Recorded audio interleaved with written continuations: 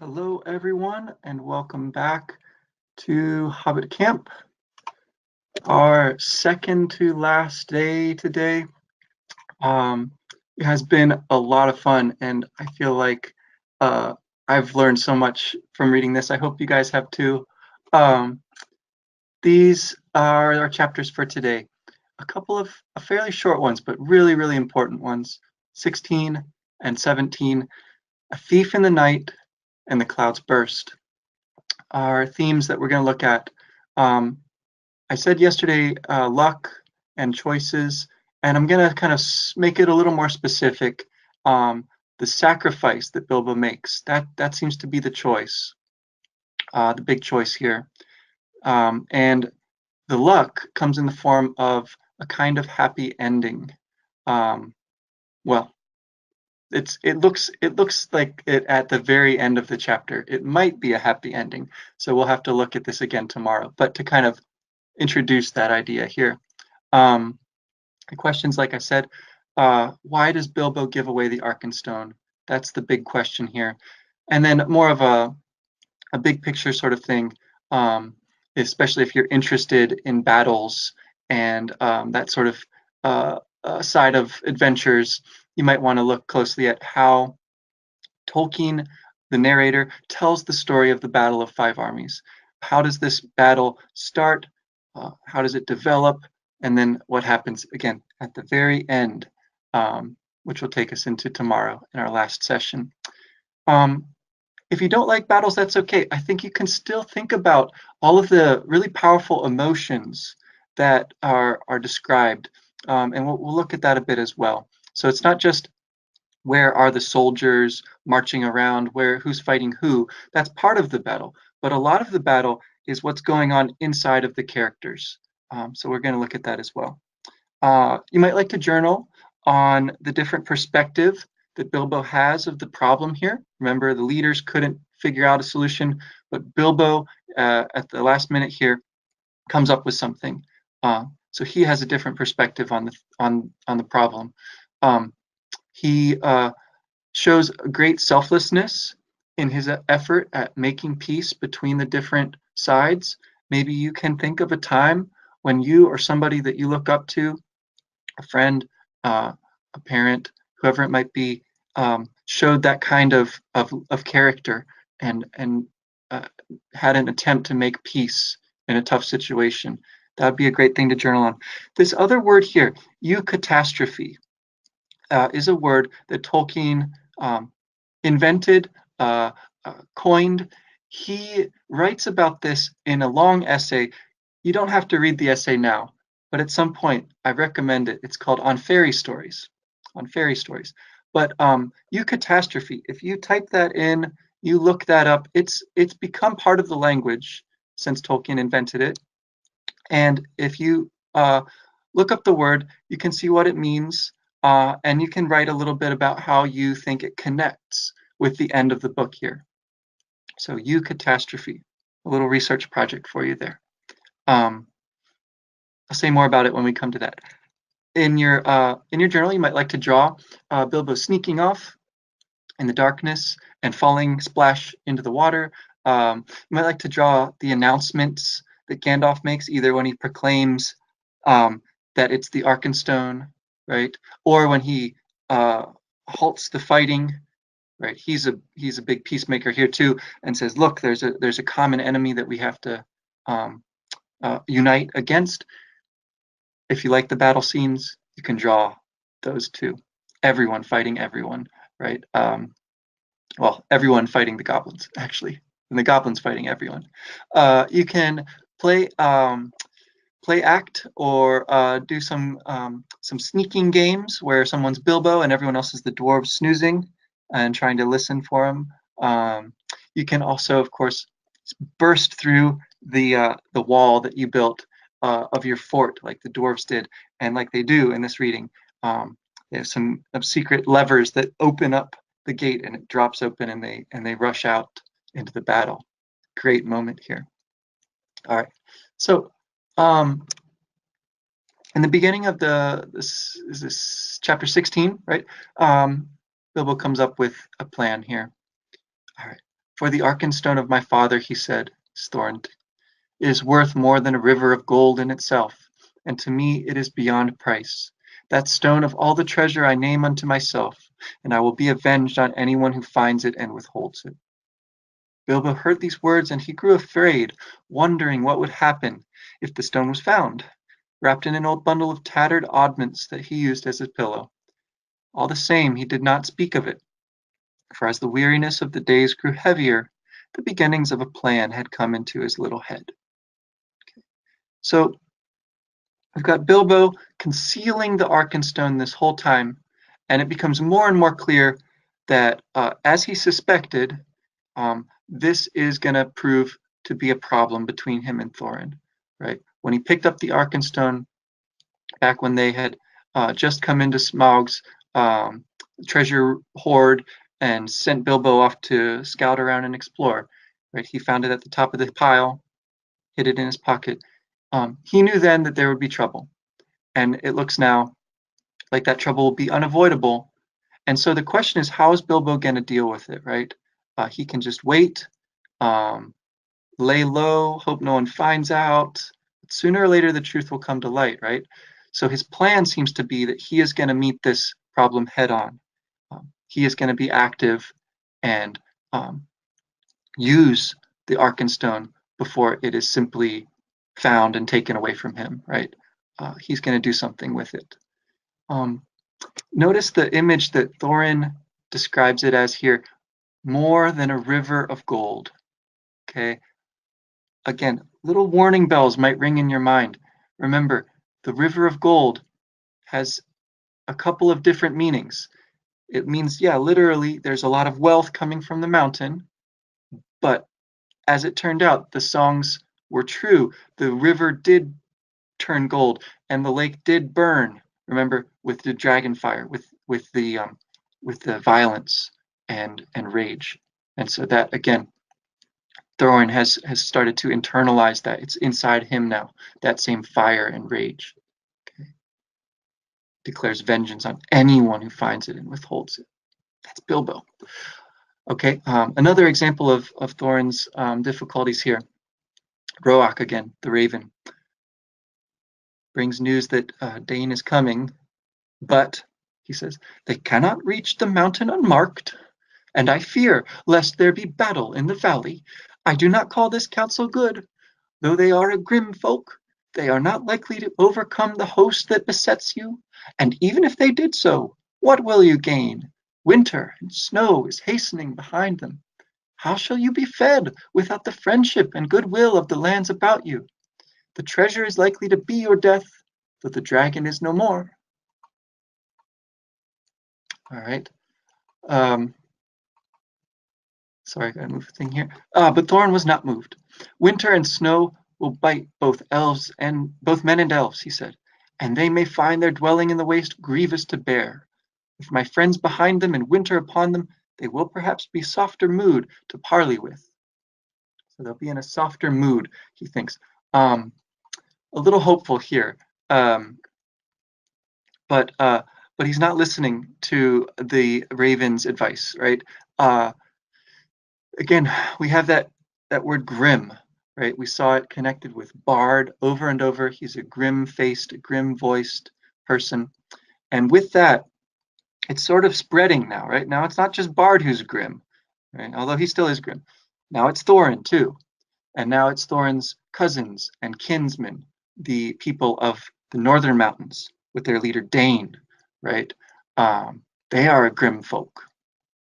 So that feeling of seriousness, of being ready to fight, right, is spreading slowly. And what is diminishing? Things that we've seen throughout the story, right? Friendship, goodwill. Time and time again, the dwarves and Bilbo have been rescued, helped by other people's friendship, even if it didn't look that way at the time, right? Even the elves rescue them and put them in prison, but rescue them from starvation in the forest, right?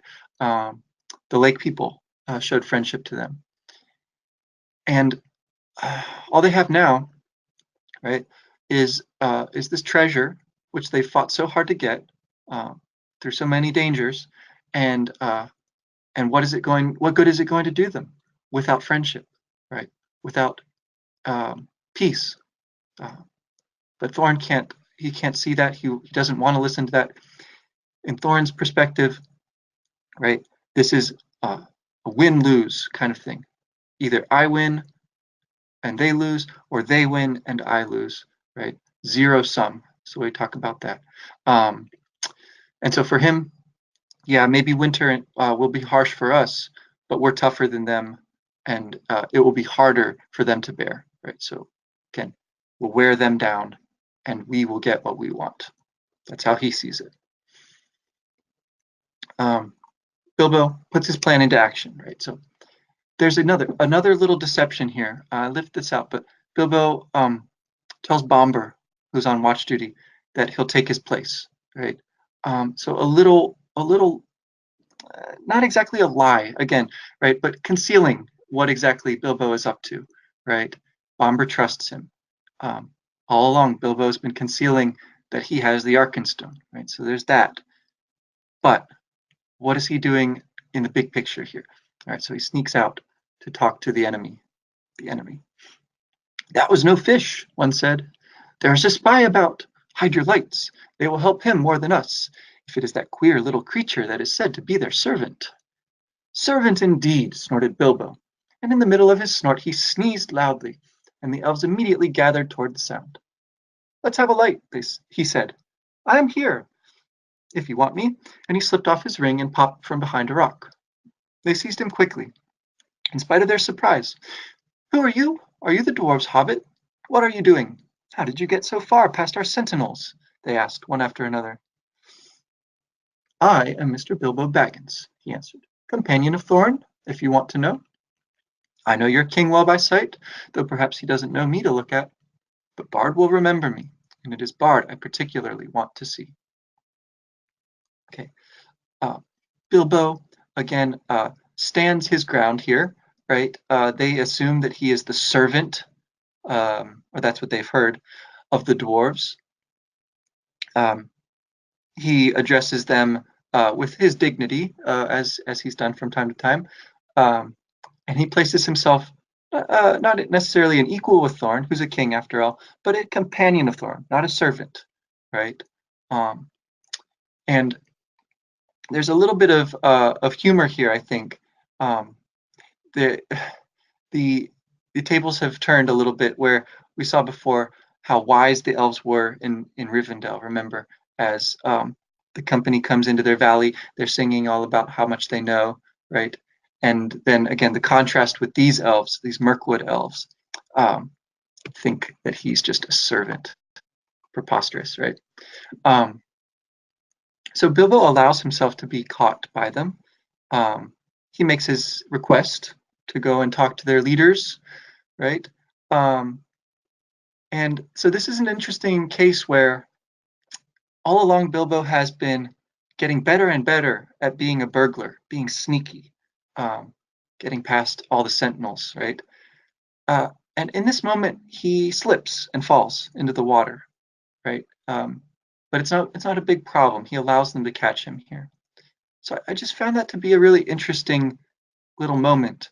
In a way, he has gotten so good at burglaring that he kind of has gone beyond it, if that makes sense. He no longer has to sneak around at this point. He, again, faces this problem head on. He chooses to let himself be found by removing the ring, which is the power of invisibility. He lets himself be seen. So I thought that was really, really interesting. Showed something about Bilbo. Sort of his dignity, a Bagginsy thing, I think. And then he makes his offer. He brings important information, right? Once again, not where the dragon is weak now, but the danger that the elves and the lake men are in, right? Danes, people are coming behind you. Winter's on its way. Like, you don't realize how dangerous this situation is. Why do you tell us this? Are you betraying your friends, or are you threatening us? Asked Bard grimly. My dear Bard, squeaked Bilbo, don't be so hasty. I never met with such suspicious folk. I am merely trying to avoid trouble for all concerned. Now I will make you an offer. Let us hear it, they said. You may see it. Once again, showing, making it seen. It is this. And he drew forth the Arkenstone and threw away the wrapping. The Elven King himself, whose eyes were used to things of wonder and beauty, stood up in amazement. Even Bard gazed, marveling at it in silence. It was as if a globe had been filled with moonlight and hung before them in a net woven of the glint of frosty stars. This is the Arkenstone of Thrain, said Bilbo, the heart of the mountain, and it is also the heart of Thorin. He values it above a river of gold. I give it to you. It will aid you in your bargaining. And then Bilbo, without a shudder, not without a shudder, not without a glance of longing, handed the marvelous stone to Bard, and he held it in his hand as though dazed. So this is Bard, who has stood up to a dragon in its flight at his final arrow, right, without flinching, and he is dazed by the beauty of the Arkenstone and the significance of this moment, right? This could change everything. And how astonishing that Bilbo, not betraying his friends, not threatening them, right? That's what Bard's mind goes to, but actually out of the goodness of his heart, right, so to speak, is trying to do the best for everybody, right? And so this is such a surprise to Bard, who's prepared to go to war over this. And to the Elven King, as much beautiful stuff as he's seen, he's never seen something like this, right? It's like a star, like the moonlight captured this impossibly beautiful thing that the Hobbit, of all people, has hidden in his tattered wrappings, right? So this precious, precious thing, completely unexpected, falls into their lap here. What could Bilbo be thinking? Why would he possibly do this? Simply giving this away to the invaders, to Bard, the Lake people, and the elves. What do you guys think? What ideas did you have about what Bilbo is doing here? Send those thoughts in. And if you have other questions, please. I know we've got just a few more hours of camp here, so this is your last chance today and tomorrow to send in any questions that you've got about the story. So as you're thinking about this, typing in your thoughts, look forward to hearing what you guys think. I certainly have some thoughts about it, but I definitely don't feel like I have completely figured this out. This is a big moment here. The Arkenstone, the heart of the mountain, the heart of Thorin. Bilbo has stolen the thing that Thorin values most and is giving it away, right? Or at least offering it, right? He again talks about the river of gold, right? This is more valuable than all the rest of the treasure, right? Combined. Okay, so we saw Bard's reaction, and now a little more of the Elven King's reaction. I want to hear your reactions too, so be sending those in. But in the meantime, I'll read this out. Okay. The Elven King looked at Bilbo with a new wonder. Bilbo Baggins, he said, you are more worthy to wear the armor of elf princes than many that have looked more comely in it. But I wonder if Thorin Oakenshield will see it so. I have more knowledge of dwarves in general than you have, perhaps. I advise you to remain with us, and here you shall be honored and thrice welcome. Thank you very much, I am sure, said Bilbo with a bow.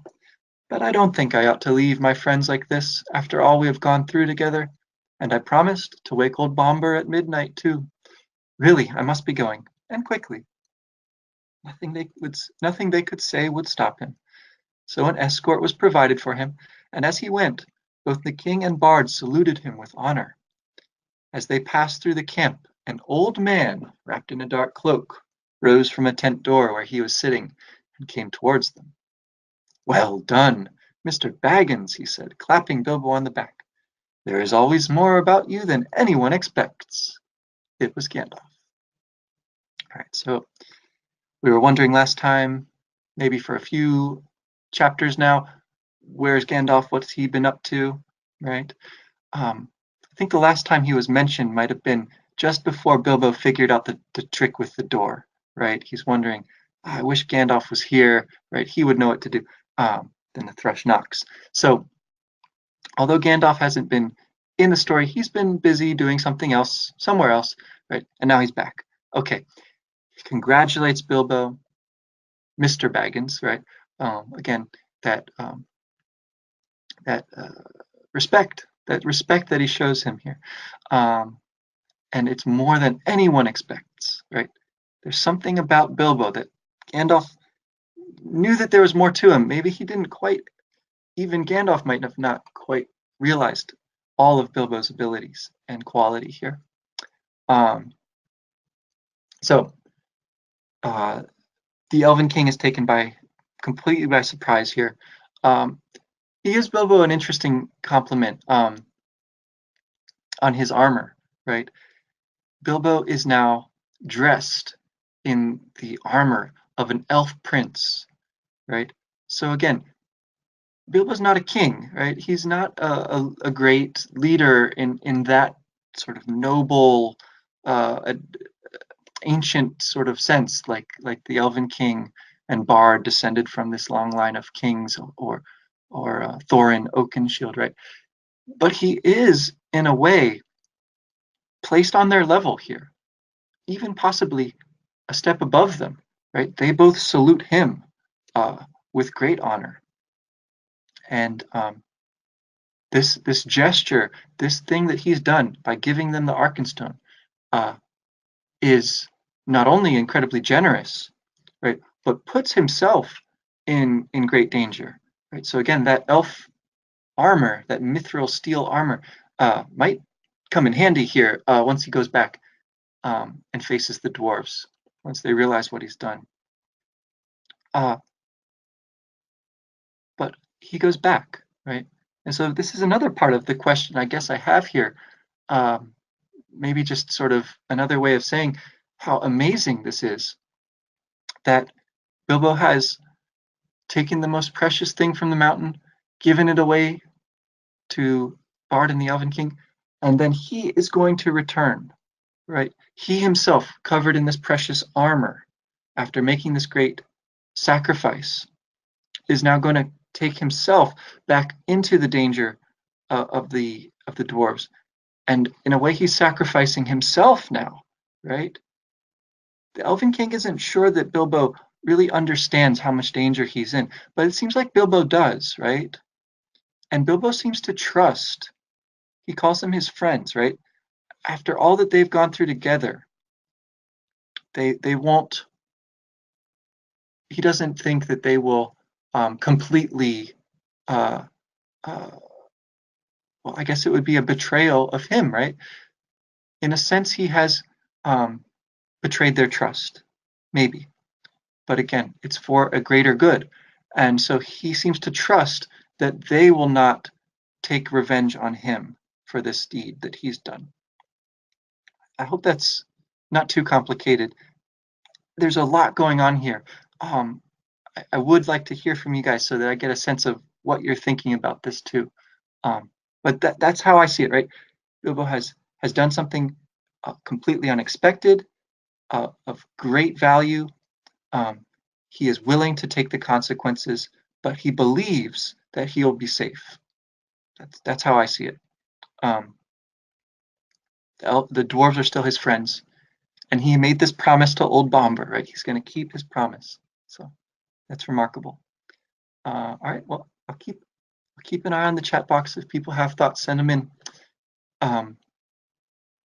Now, here come the consequences, right? So the next morning, messengers come from the camp down in the valley, and Thorin thinks it's messengers sent because Dane has been spotted, right? That they know that they're in trouble, right? They're going to come surrender now. That's what he thinks. But instead, they make him this offer provided by Bilbo. Right? So he says he won't give in for anything. He won't change his offers. But then they say, all right, what of the Arkenstone of Thrain? And at that same moment, the old man opened the casket and held aloft the jewel. The light leapt from his hand, bright and white in the morning. Then Thorin was stricken dumb with amazement and confusion. No one spoke for a long while. Thorin at length broke the silence, and his voice was thick with wrath. That stone was my father's, and is mine, he said. Why should I purchase my own? But wonder overcame him, and he added, But how came you by the heirloom of my house, if there is need to ask such a question of thieves? We are not thieves, Bard answered. Your own we will give back in return for our own. How came you by it? Shouted Thorin in gathering rage. I gave it to them, squeaked Bilbo, who was peering over the wall by now in a dreadful fright. You, cried Thorin, turning upon him and grasping him with both hands. You miserable hobbit! You undersized burglar! He shouted, at a loss for words. And he shook poor Bilbo like a rabbit. So, not for the first time, Bilbo is compared to a rabbit. Small, helpless creature who relies on speed and staying hidden, right? But he's caught, right? He's caught once again, and once again he's caught because he gives himself in. He turns himself in here. He confesses what he's done. So Thorin's reaction here is maybe not quite what Bilbo was hoping, right? It's a fine balance. On the one hand, Thorin is thunderstruck, right? He can't believe it. He's overcome with wonder, right? So that's one thing. But the other side of it is this rage that is uncontrollable, right? And so briefly, the wonder is overcoming the rage, right? He asks, how did you get that? If there is need to ask such a question of thieves, right? So he thinks he knows the answer. It was stolen, right? They must be thieves, which is a bit ironic, right? When Thorin has relied on theft as well, right? They brought the burglar along and were thinking of stealing the treasure back from the dragon.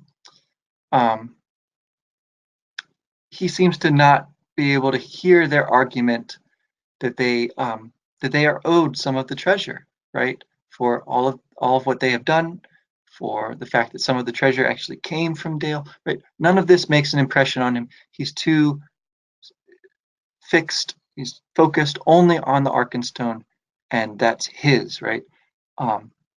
That's all he wants to hear. How did you get it? And so the wonder of the beauty of the stone, of how they got it, shifts back to rage. And he takes it out on Bilbo Baggins, shakes him, right? Threatens him with insults, calls him a burglar, which is entirely true, right? So I don't know. It's a little tough, but I think we can at least feel some sympathy here for Thorin's situation. He must feel like he's been betrayed, right? He doesn't have the full story yet.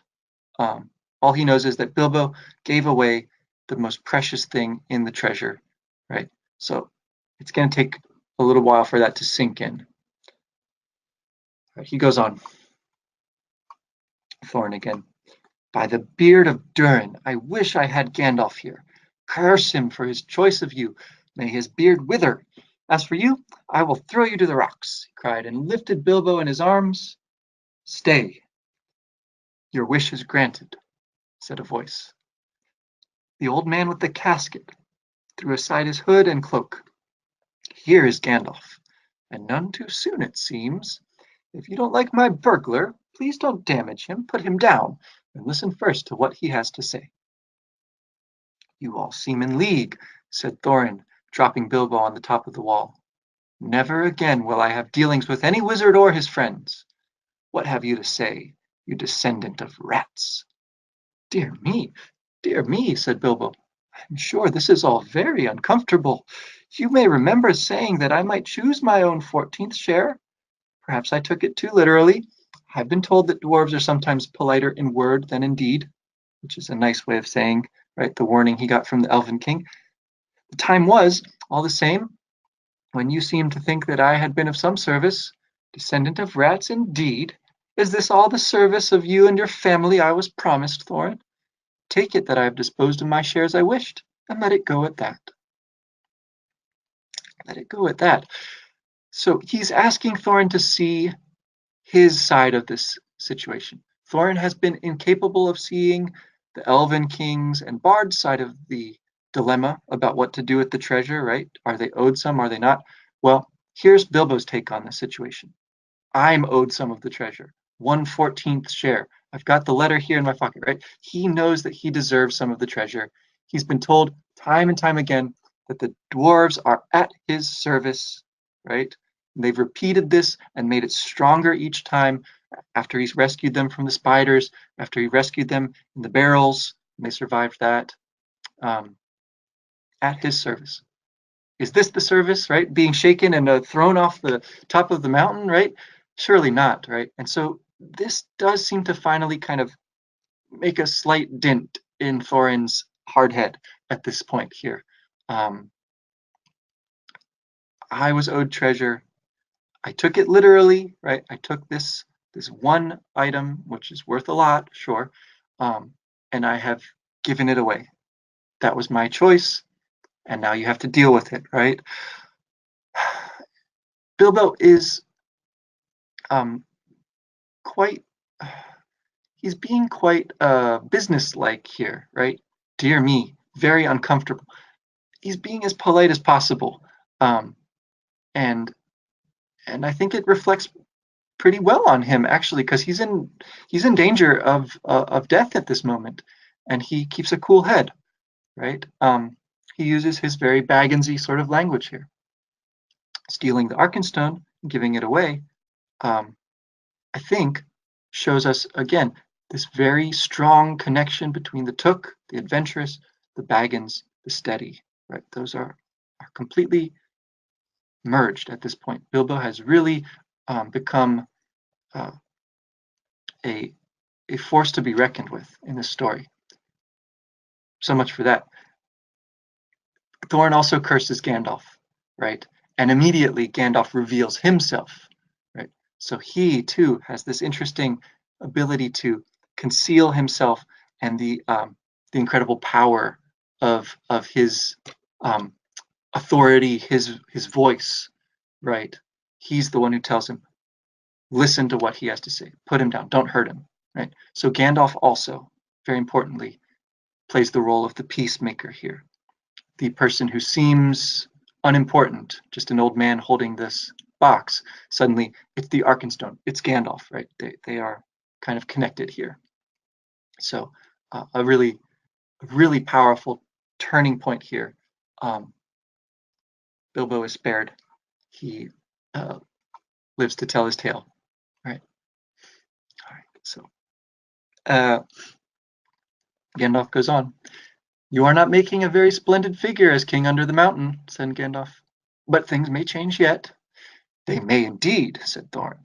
And already so strong was the bewilderment of the treasure upon him, he was pondering whether by help of Dane he might not recapture the Arkenstone and withhold the share of the reward.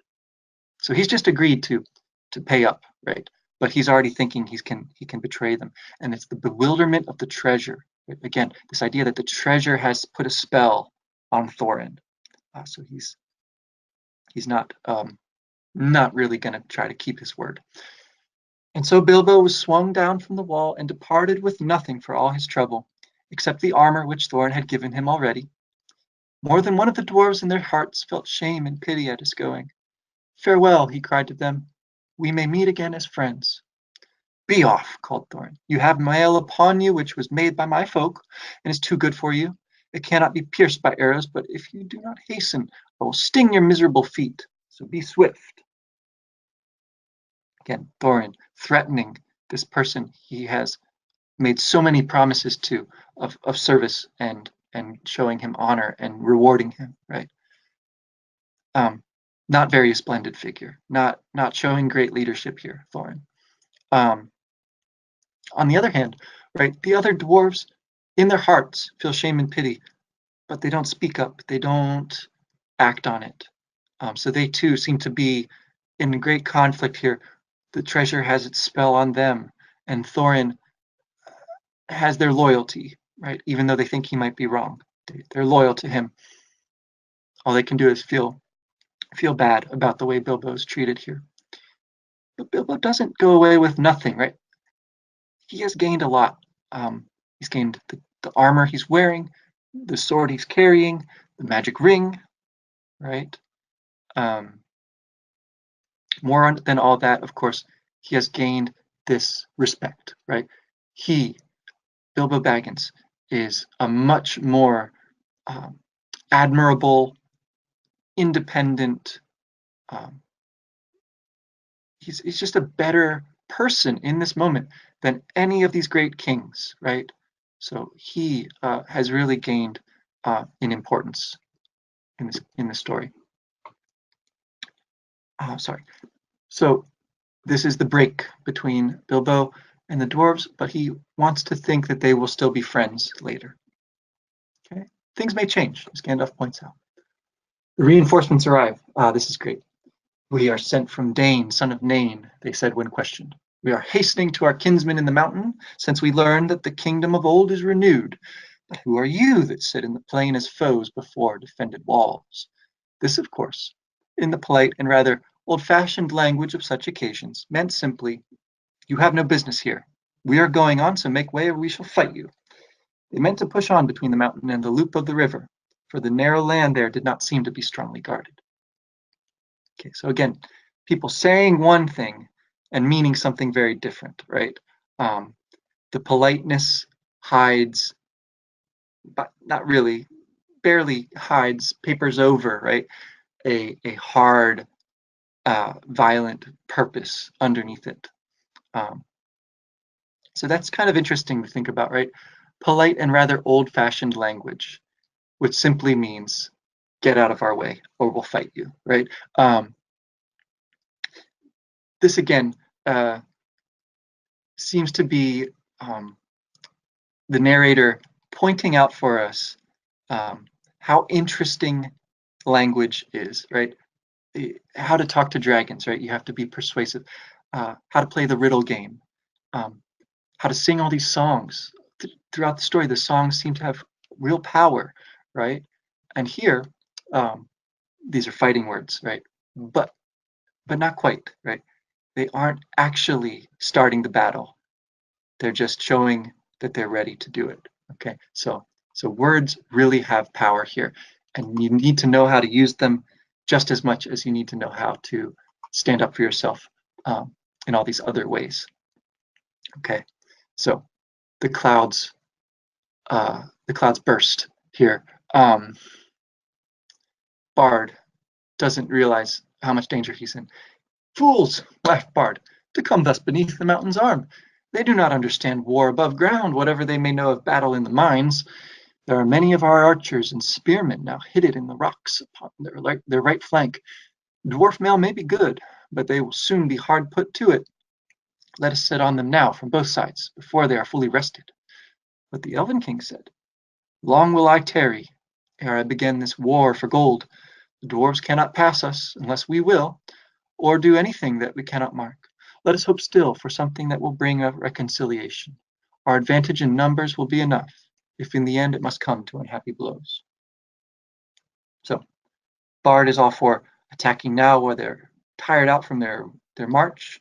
Right? He thinks that they're not ready to fight. He's wrong. The Elven King, a bit wiser, says, let's wait, let's see, let's hope for something good to happen. It's not worth it to fight and kill over the treasure, right? If we have to fight, we will. Okay, so even he is willing to fight, just not to start fighting, at least not yet, right?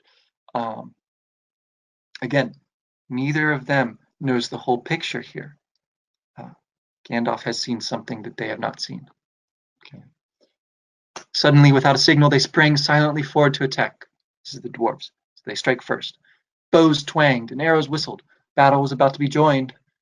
Still more suddenly, a darkness came on with dreadful swiftness. A black cloud hurried over the sky. Winter thunder on a wild wind rolled roaring up and rumbled in the mountain, and lightning lit its peak. And beneath the thunder another blackness could be seen whirling forward, but it did not come with the wind. It came from the north, like a vast cloud of birds, so dense that no light could be seen between their wings. Halt! Cried Gandalf, who appeared suddenly and stood alone, with arms uplifted between the advancing dwarves and the ranks awaiting them. Halt! He cried in a voice like thunder, and his staff blazed forth with a flash like lightning. Dread has come upon you all. Alas, it has come more swiftly than I guessed. The goblins are upon you. Bolg of the north is coming, Odain, whose father you slew in Moria. Behold, the bats are above his army like a sea of locusts. They ride upon wolves, and wargs are in their train. It's a great description here. Do you hear? Still more suddenly, the darkness came on with dreadful swiftness. Right?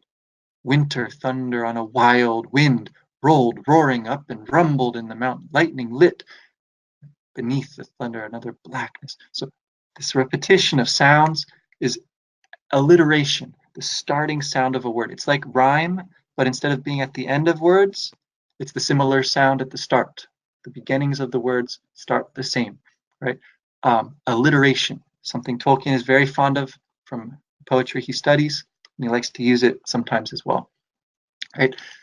So there's this sudden turn, this catastrophe. It looks like a catastrophe, right? Something terrible that happens suddenly, still more suddenly, right? From bad to worse.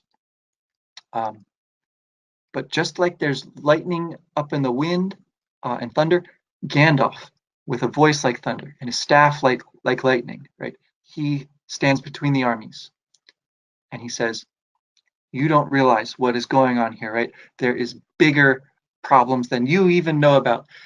And it takes this bigger problem, right, the goblins rushing in, to finally get the two sides to see that they should be at peace, and they have to do that to work against this other enemy.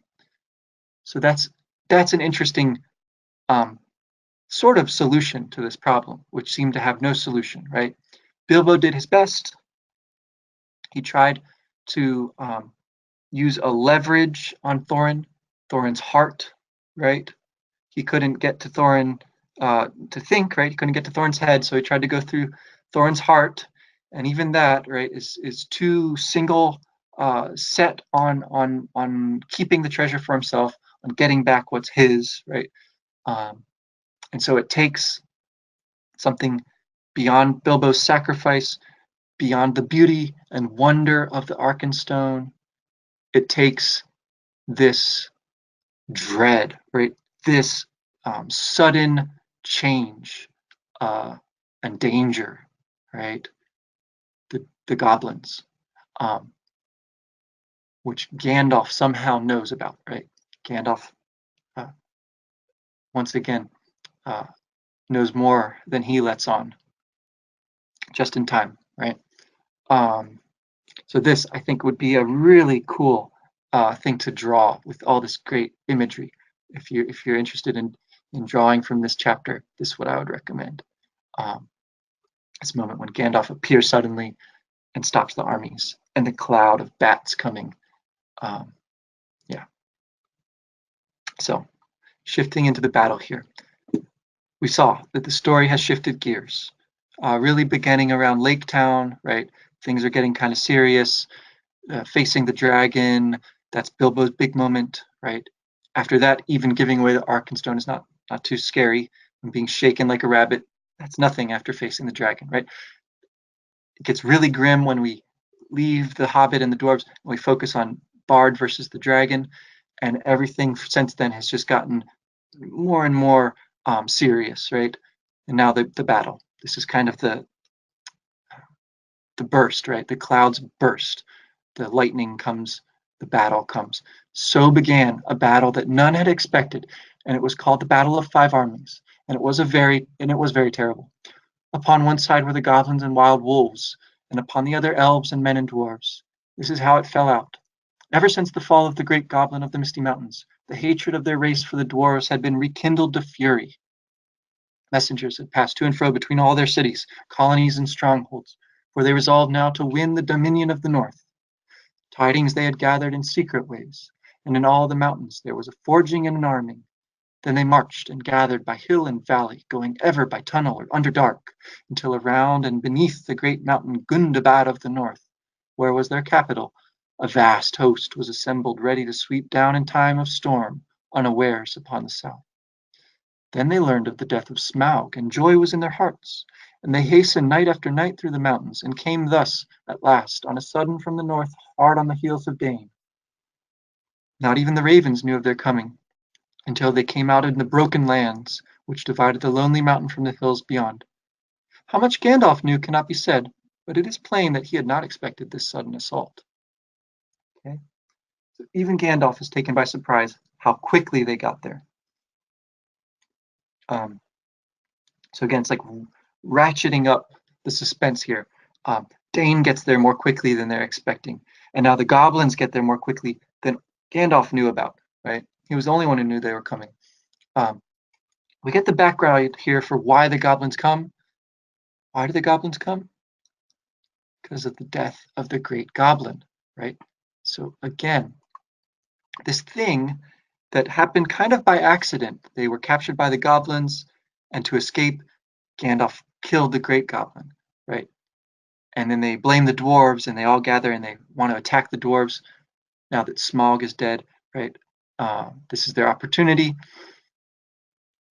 These things which sort of this chain of events, right, that have happened in the course of the adventure are all building up to this moment where what seems like a terrible danger, right, the approach of the goblins, actually prevented the men and elves from fighting the dwarves and decimating one another. The goblins have come just in time, in fact. As dangerous and as deadly as they are, as terrible as the battle is, it could have been much worse, right?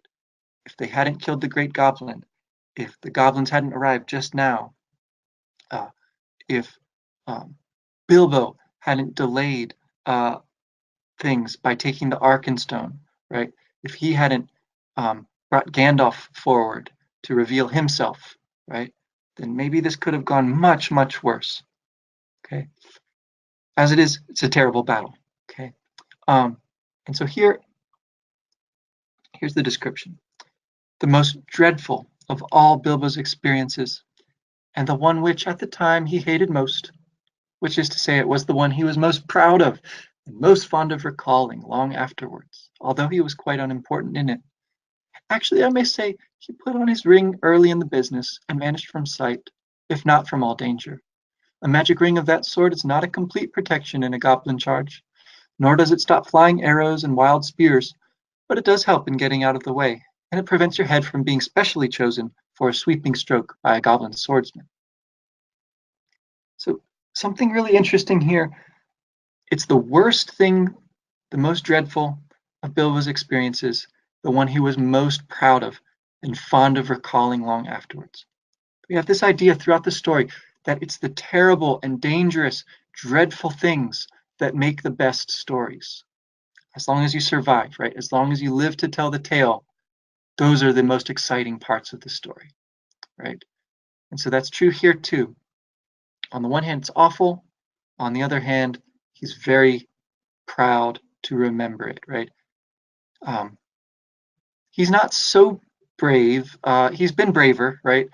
Fighting spiders, sacrificing himself with the Arkenstone, all this, and facing the dragon, of course, facing Gollum in the dark, those big moments, right? He's not as brave here. He's very sensible, right? He removes himself from some of the danger, At least he's not going to be chosen as a target. Okay.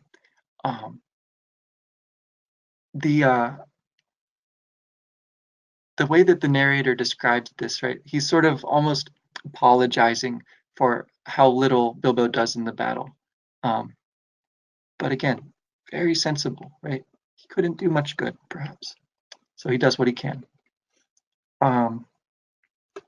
There's these shifts in the course of the battle. I won't go into great detail with them, but if you read it carefully, you see first it looks like there's no hope, and then it looks like they're going to win. They're going to drive the goblins out.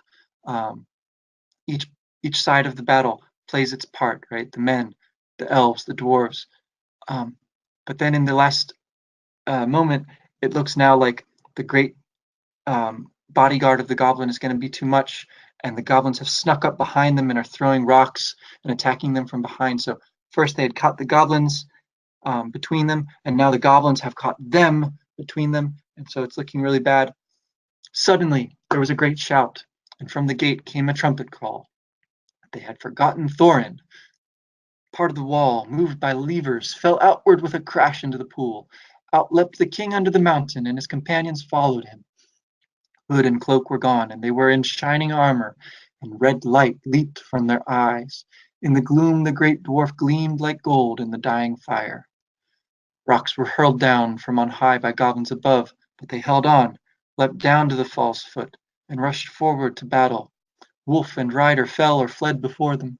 Thorin wielded his axe with mighty strokes. Nothing seemed to harm him. To me, elves and men, to me, O my kinsfolk, he cried. His voice shook like a horn in the valley. So, again, gold in a fire, right? This is that prophecy again in the old songs about the gold coming from the mountain, right? And the way the gate was opened by the light of the setting sun, right? We can remember that too. There's these moments when it looks like hope is lost, and that's when the tide turns. This is a great example of what Tolkien calls eucatastrophe. Right? So if you're looking for what he means by that, what eucatastrophe is, this is an example. They come out in the last moment when hope is lost, right? A sudden turn in the story that gives you the chance of hope, of a happy ending, that gives you belief, right, in the good winning over evil, right? And there's an even bigger one at the very end here, right? So once again, they are driven back. It's too little, too late. They're going to lose the battle. They're going to die fighting bravely. That did not seem far off. It will not be long now, thought Bilbo, before the goblins win in the gate, and we are all slaughtered or driven down and captured. Really, it is enough to make one weep after all one has gone through. I would rather old Smaug had been left with all the wretched treasure than that these vile creatures should get it, and poor old Bombur and Balin and Fili and Kili and all the rest come to a bad end. And Bard too, and the Lakemen and the merry elves. Misery me! I have heard songs of many battles, and I have always understood that defeat may be glorious. It seems very uncomfortable, not to say distressing. I wish I was well out of it. The clouds were torn by the wind, and a red sunset slashed the west. Seeing the sudden gleam in the gloom, Bilbo looked round. He gave a great cry. He had seen a sight that made his heart leap. Dark shapes, small yet majestic against the distant glow. Eagles! The eagles! He shouted. The eagles are coming. The eagles are coming. Right. So again, even more dangerous, even more certain is their doom. And then at the last moment, the setting sun shines through the clouds, right? This light comes out, and with it the hope of rescue. His heart leaps, and that's that feeling of when you're down, when everything seems hopeless, when there's hope again, right? The eagles are coming. Bilbo runs through his old stories of how it's glorious, right, to be bravely defeated in battle. that is one of the oldest stories, and it's one, again, that Tolkien would be really familiar with. Our trivia for today now. Tolkien served as a soldier in World War I, what was called at the time the Great War. Um, he was in the army for his country, for England, in the Great War, for Britain, sorry. And he fought in France, fell sick, and was taken out of the fighting to recover. And so he survived his experience of war as a young man. And if you look this up, you can see pictures of the young Tolkien in his uniform. That's around the time that Tolkien was becoming thinking seriously about telling these stories that he was coming up with, writing them down, making his whole mythology and his whole world for these languages that he was inventing. He started to come up with the background of what became Middle Earth, the Lord of the Rings, the Hobbit, and all of that he starts to piece together after his war experience. So some of this idea that war is glorious, right? He's heard those stories, but he's also seen the reality of it. And it sounds like that's finding its way into the story here in a little way, right? War is terrible. The battle is awful. And yet it makes a good story, right? But you got to keep straight what is a story versus what is reality here. That seems to be part of the message here. I wish I was well out of it, right? That's Bilbo's conclusion here. And his wish comes true, right? Because it is a story. It's that happy ending of the fairy tale that we love so much, right? That makes your heart leap as you're reading.